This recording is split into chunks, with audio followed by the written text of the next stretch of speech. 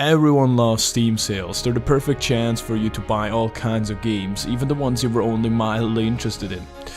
Such as Brigade, for instance. A game that has not only surprised me by the quality and innovative gameplay it offers, but even the viewers that watched me play it. Brigade is a mix of Candy Crush type of puzzling and a 2D hack-and-slash platformer. You play as Mina Han, a talented cook with a dream of joining the Brigade, a group of elite chefs from around the world. To do so, she has to compete against others who follow the same dream, such as the upbeat orc Thrash or the quirky necromancer Ziggy. The story is nothing to write home about, as it has deus ex machinas and an awful amount of plot convenience. However, if you don't put too much thought into it, then it's very enjoyable. Characters are fairly likable, but don't have any kinds of twists and turns or vast amount of depth that would surprise you in any way.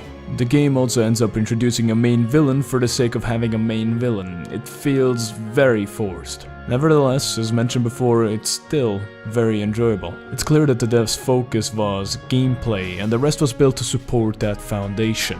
The gameplay, as mentioned previously, is a combination of Candy Crush puzzling and 2D hack-and-slash platformer. The jury will tell you what they would like to see in their food: water, earth, fire, or a combination of any of them. Then it's up to you to use the kitchen tools you have selected to create amazing dishes that fulfill their taste. To do so, you have to combine elemental orbs together to create higher tier orbs in order to create higher tier dishes. It's also important to keep the balance of elemental orbs in check so the taste doesn't get covered by the wrong ones. In order to get the ingredients for the dishes, you have to go out and hunt them yourself. This is accomplished by the gameplay switching to a 2D platformer with hack-and-slash mechanics.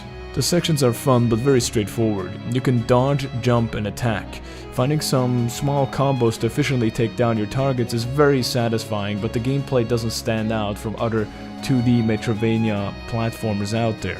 What makes Brigade good is the fact that it combines the cooking mechanic together with the hunting one. Add a time limit on top and you create the ultimate recipe for an outstanding game.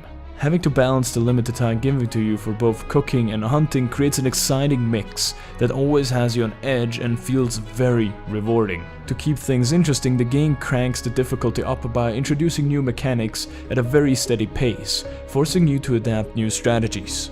The pacing suits the game and is very well directed.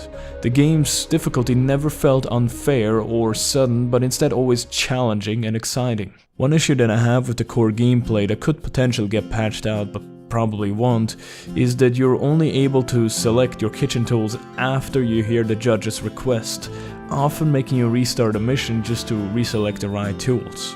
There's very little else to say. The ingredients that make everything up don't sound impressive, but through great cooking the game has become a delicious dessert.